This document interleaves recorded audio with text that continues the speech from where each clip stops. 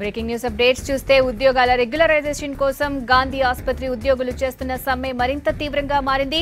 Contract outsourcing ఉద్యోగులను permanent చేయాలని ఆసుపత్రి బిల్డింగ్ పైకెక్కారు. ఆందోళన సీరియస్ గా మారడంతో డీఎంఈ మధ్యాహ్నంలోగా ఉద్యోగులతో చర్చలు జరుపుతామన్నారు. స్పష్టమైన హామీతో కూడిన లెటర్ ఇస్తేనే సమ్మె విరమిస్తామంటున్నారు ఉద్యోగులు.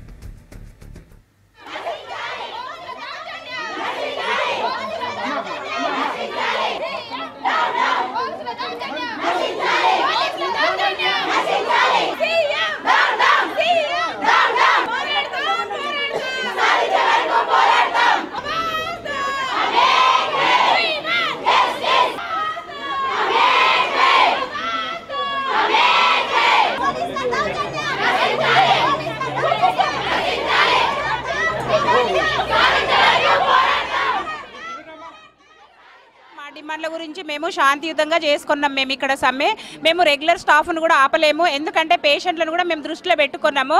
వాళ్ళని దృష్టిలో పెట్టుకొని రెగ్యులర్ వాళ్ళని కూడా ఆపితే మేము కూడా బయట ఉన్నాము. పేషెంట్లు చాలా ఇబ్బందుల పాలవుతారు అనేసి మేము హాస్పిటల్ యాజమాన్యంకు డిస్టర్బ్ చేయలేము, గవర్నమెంట్ స్టాఫ్కు డిస్టర్బ్ చేయలేము, ఈవెన్ ప్రైవేట్ స్టూడెంట్స్ను కూడా ఆపలేము, గాంధీ స్టూడెంట్స్ను కూడా ఆపలేము.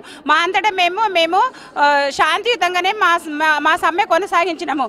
అందులో ఇంకా మరి మేము 17 తారీఖు నుంచి 1 అవర్ డెమాన్స్ట్రేషన్ చేసి 13th నుంచి ఫుల్ సమ్మెకు దిగినప్పటికీ మరి మా మీద గవర్నమెంట్ ఎలాంటి చర్యలు తీసుకోలేదు.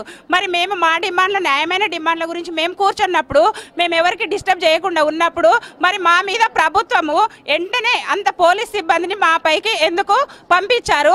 ఎందుకు అంత తొందరగా డెసిషన్ తీసుకున్నారు వాళ్ళు? మరి మా డిమాండ్స్ని ఎందుకు తీసుకోవట్లేరు? మేము ప్రశ్నిస్తున్నది అది. వాళ్ళకి మా పైకి ఎంత తొందరగా ఇమ్మీడియట్ యాక్షన్ తీసుకున్నారో మా డిమాండ్లను కూడా గవర్నమెంట్ తొందరగా యాక్షన్ తీసుకోవాలని నేను కోరుచున్నాను.